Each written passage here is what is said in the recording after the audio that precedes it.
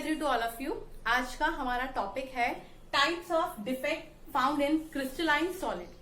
अगर हम लोग बात करते हैं क्रिस्टलाइन सॉलिड की, तो चाहे वो कोऑर्डिनेशन फॉर्म में हो, कोवलेंट फॉर्म में हो या आयनिक फॉर्म में हो, उन सभी में अगर हम लोग बाहर से कुछ इम्प्योरिटी प्रोवाइड कराते हैं तो उसमें कुछ डिफेक्ट प्रोवाइड हो जाता है।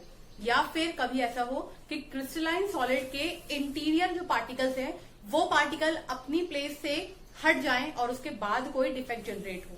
तो अगर हम लोग बात करते हैं डिफेक्ट की, क्रिस्टल के अंदर डिफेक्ट का मतलब है कि किसी भी क्रिस्टल की जो एक रेगुलर ज्योमेट्री होती है उस ज्योमेट्री में डिस्टरबेंस का क्रिएट हो जाना। तो वो जो डिस्टरबेंस वहां पर क्रिएट होता है उसे हम लोग बोलते हैं डिफेक्ट। अगर हम लोग बात करते हैं जनरली कि क्रिस्टल के अंदर डिफेक्ट कैसे जनरेट होते हैं, तो क्रिस्टल के अंदर डिफेक्ट होते हैं अपने आप में दो टाइप के। Number 1 intrinsic defect, number 2 extrinsic defect.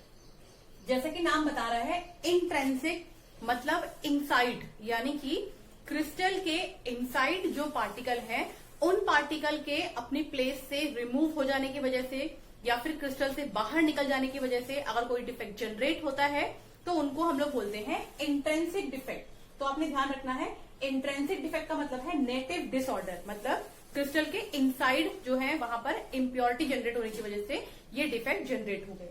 Next हम लोग बात करते हैं एक्सट्रिंसिक डिफेक्ट। एक्सट्रिंसिक वर्ड का मतलब होता है आउटसाइड। जब भी हम लोग किसी भी एक क्रिस्टल के अंदर आउटसाइड कोई इम्प्योरिटी ला करके उसमें मिक्सिंग करवा दे और उसके बाद कोई डिफेक्ट जनरेट हो जाए तो उनको हम लोग बोलते हैं एक्सट्रिंसिक डिफेक्ट। तो ये हो गए हमारे नेटिव प्लेस के अकॉर्डिंग टाइप्स ऑफ डिफेक्ट। अब हम लोग बात करते हैं stoichiometric components and non stoichiometric components के अंदर डिफेक्ट किस तरीके से जनरेट होते हैं।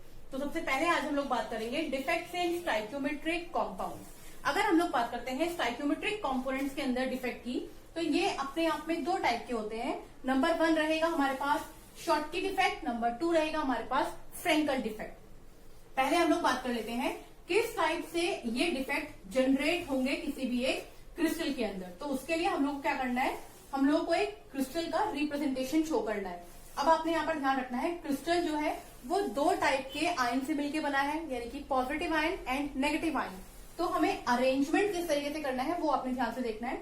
अगर हम मानते हैं कि ये क्रिस्टल जो है वो ए पॉजिटिव और बी नेगेटिव इन दो कंपोनेंट से बना है, तो यहाँ पर अगर हम लोग देखें तो पॉजिटिव चार्ज ए को डिनोट करेगा, नेगेटिव चार्ज बी को डिनोट करेगा, पॉजिटिव नेगेटिव। दूसरी बात हम लोगों ने ध्यान रखनी है कि कोई भी एक चार्ज अपने अपोजिट चार्ज की तरफ अट्रैक्शन फील करता है, तो इसलिए हम लोगों ने हमेशा ध्यान रखना है कि किसी भी एक चार्ज के पास में उसी के जैसा सेम चार्ज प्रोड्यूस ना हो, वो हमेशा अपोजिट चार्ज को ही लेकर रखे। फॉर एग्जाम्पल हम लोगों ने यहाँ पर लिया है नेगेटिव चार्ज, इस नेगेटिव चार्ज के दोनों ही तरफ पॉजिटिव चार्ज होना चाहिए, तभी ये क्रिस्टल के अंदर बाइंडिंग फोर्स बना के रखेंगे। अगर यहाँ एक भी जगह पर चार्ज डिस्प्लेस हो जाएगा तो ये क्रिस्टल अपने आप ही एज अ इम्प्योरिटी अपनी बॉडी को तोड़ देगा।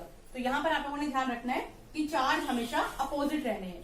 अब अगर हम लोग बात करते हैं शॉर्टकी डिफेक्ट की, ये किस तरीके से जनरेट होता है, तो किसी भी एक क्रिस्टल के अंदर अगर एक आयन वो कुछ भी हो सकता है, पॉजिटिव रेदर देन नेगेटिव, कोई भी एक पॉजिटिव या फिर नेगेटिव, इन दोनों में से कोई भी एक आयन अपनी प्लेस को छोड़कर इस क्रिस्टल से बाहर निकल जाए। फॉर एग्जाम्पल हम लोगों ने यहां से एक बी नेगेटिव चार्ज को इस क्रिस्टल से बाहर मूव करवा दिया है, तो यहाँ पर जो बी नेगेटिव चार्ज के इस क्रिस्टल से बाहर निकलने के बाद यहाँ पर चार्ज का डिसबैलेंस हुआ है, उसको बैलेंस करने के लिए इस क्रिस्टल के अंदर से कहीं से भी एक पॉजिटिव चार्ज बॉडी से बाहर मूव हो जाएगा। तो ये हो गया है हमारा A positive. B negative charge body से बाहर मूव हुआ था, उसको स्टेबल करने के लिए क्रिस्टल के अंदर ए पॉजिटिव चार्ज बॉडी से बाहर रिमूव हो गया। तो इससे क्या होगा, जब ये दो आयन इस प्लेस से रिमूव हो जाएंगे तो यहाँ वैकेंसीज आ जाएंगी, होल्स जनरेट हो जाएंगे, और साथ ही अगर हम लोग बात करें इस क्रिस्टल की डेंसिटी के ऊपर क्या इफेक्ट पड़ेगा, तो इसकी डेंसिटी कम हो जाएगी। क्यों कम हो जाएगी, क्योंकि आपने देखना है कि यहाँ से एक होल जनरेट हुआ तो वहां से मास रिमूव हुआ, यहाँ से एक होल जनरेट हुआ तो यहाँ से मास रिमूव हुआ। तो शॉर्टकी डिफेक्ट के अंदर क्योंकि आयंस क्रिस्टल की बॉडी से बाहर मूव कर जाते हैं, तो वो अपनी प्लेस को छोड़ने के बाद होल्स जनरेट करेंगे और मास जो है अमाउंट में कम हो जाएगा। तो इसकी वजह से इस क्रिस्टल के अंदर जो है वैकेंसीज तो जनरेट होंगी ही, साथ में इसकी जो डेंसिटी है वो भी कम हो जाएगी। दूसरी बात हमने ध्यान रखनी है, शॉर्टकी डिफेक्ट जनरली उन कंपोनेंट्स में फॉर्म होता है जहां पर कोऑर्डिनेशन नंबर हाई रहते हैं। दूसरी बात, आयंस के बीच में जो डिफरेंस रहता है वो बहुत ज्यादा रहता है। तो ये पॉइंट है हमारे शॉर्टकी डिफेक्ट के।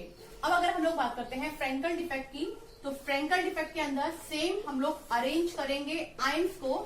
आयंस अगेन एक पॉजिटिव और एक नेगेटिव फॉर्म में रहेगा। अगर हम इसको मान रहे हैं पॉजिटिव तो ये नेगेटिव रहेंगे, then positive positive negative negative positive,